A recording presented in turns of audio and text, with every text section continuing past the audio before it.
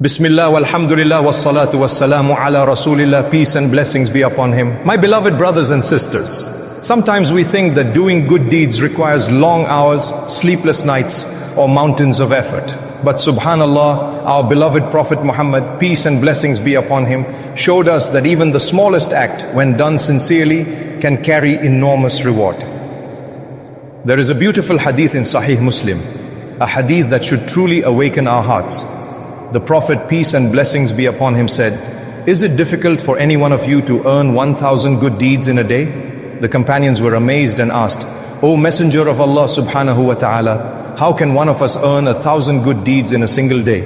The Prophet, peace and blessings be upon him, replied, "If he says subhanallah 100 times, 1,000 good deeds will be written for him, or 1,000 sins will be wiped away." Say Muslim, subhanallah. Just 2 minutes, just a few breaths of remembrance, and you can have 1,000 good deeds written in your record, or 1,000 sins forgiven. My dear brothers and sisters, let that sink into your heart for a moment. 1,000 sins gone, wiped away, erased by the mercy of Allah subhanahu wa ta'ala. How generous is our Lord. How merciful is He that for a small remembrance, subhanallah, subhanallah, subhanallah, He grants us reward beyond imagination. But what does subhanallah mean? It means to declare the perfection of Allah subhanahu wa ta'ala. To say that He is free from every flaw, every weakness, every imperfection. When you say subhanallah, you're not just moving your tongue, you're proclaiming from your heart that Allah is perfect in His wisdom, His mercy, His power, and His justice. When you say subhanallah while walking, you're telling the world, my Lord is above everything that happens around me. When you whisper subhanallah after a mistake, you're acknowledging, Ya Allah, you are perfect and I am weak. And when you breathe subhanallah before sleeping, you're letting your heart find peace in His remembrance. Every subhanallah you say becomes a light on the day of judgment. Each one plants a tree in Jannah. Each one polishes your heart, removing stains that sins have left behind.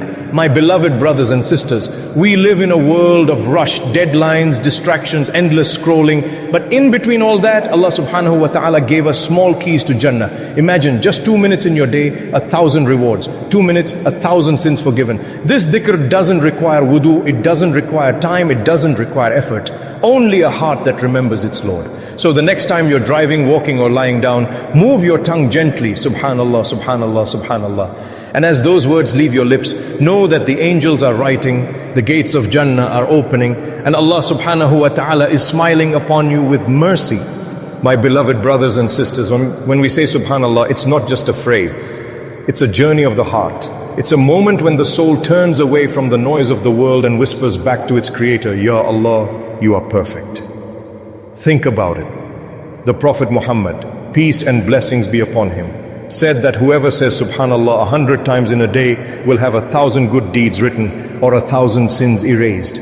Why did he emphasize it so beautifully? Because he knew how easily our hearts become burdened, how sins, regrets and mistakes weigh us down silently.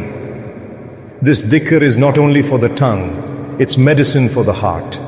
Every time you say subhanallah, you are washing your soul. Each word is like a drop of rain falling on a dusty window, making it clear again so that the light of guidance can shine through.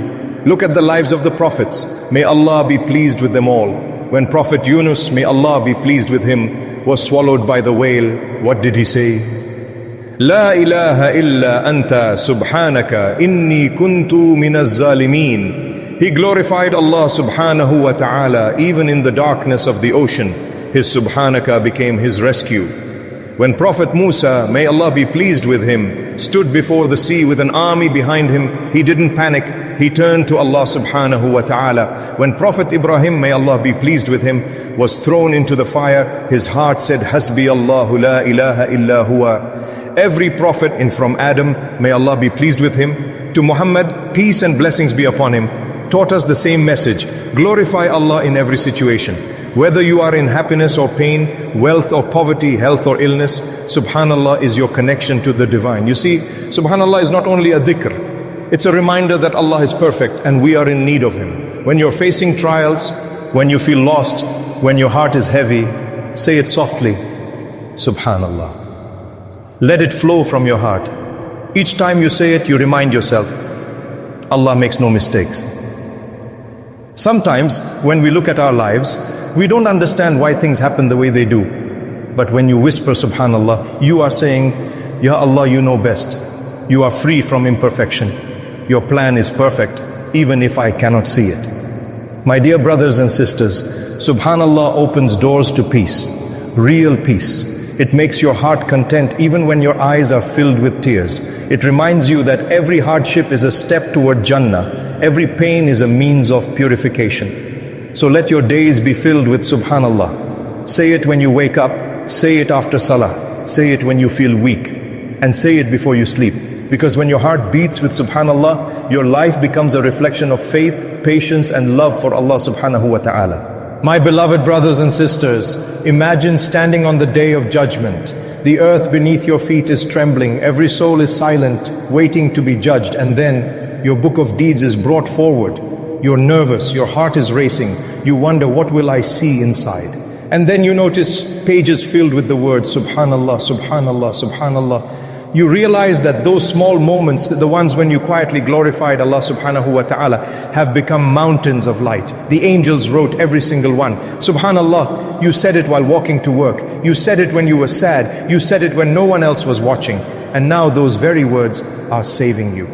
The Prophet Muhammad, peace and blessings be upon him, told us, whoever says Subhanallah wa bihamdihi 100 times a day, his sins will be forgiven, even if they are like the foam of the sea.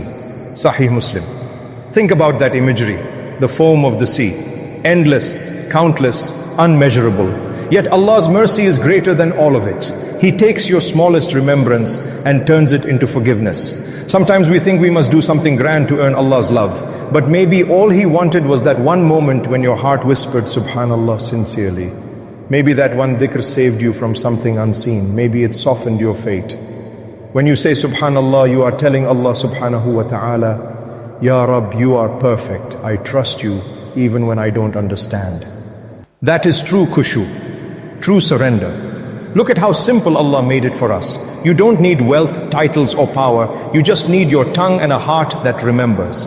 The Prophet Muhammad, peace and blessings be upon him, said, there are two phrases that are light on the tongue but heavy on the scales. Subhanallahi wa bihamdihi, subhanallahi al-azim. Light on the tongue, heavy on the scales. That's Allah's generosity. You glorify Him once and He rewards you eternally. So today, as you listen, make a promise. Every morning and every evening, whisper Subhanallah wa bihamdihi. Let your heart find rest in remembrance. When you are hurt, say Subhanallah. When you succeed, say Subhanallah. When you don't know what to say Subhanallah. Because every time you do, the angels write, the sins fall and Jannah grows greener. Ya Allah, the most merciful, the most loving. Our hearts are tired, our souls are weak, our sins are many. Yet your mercy has no limits, Ya Rabb. Forgive us for every time we forgot you, for every prayer we rushed, for every blessing we took for granted. Ya Allah subhanahu wa ta'ala, fill our tongues with your remembrance. Subhanallah, Alhamdulillah, la ilaha illallah, Allahu Akbar. Let these words remove the darkness in our hearts and bring light to our graves. Grant us sincerity in every dhikr, peace in every sujood and tears in every dua. When we stand before you on that great day, let our books be filled with your remembrance. Let our scales be heavy with Subhanallah and our faces shine with your mercy. Ya Allah, grant us rizq that is pure, health that strengthens us for your worship, Imaan that never fades, hearts that stay humble, and homes that echo with your name. Unite us in Jannatul Firdus beside your beloved Prophet Muhammad. Peace and blessings be upon him. Ameen Ya Rabbal A'alameen. My beloved brothers and sisters, if this reminder touched your heart even for a moment, don't let it stop here.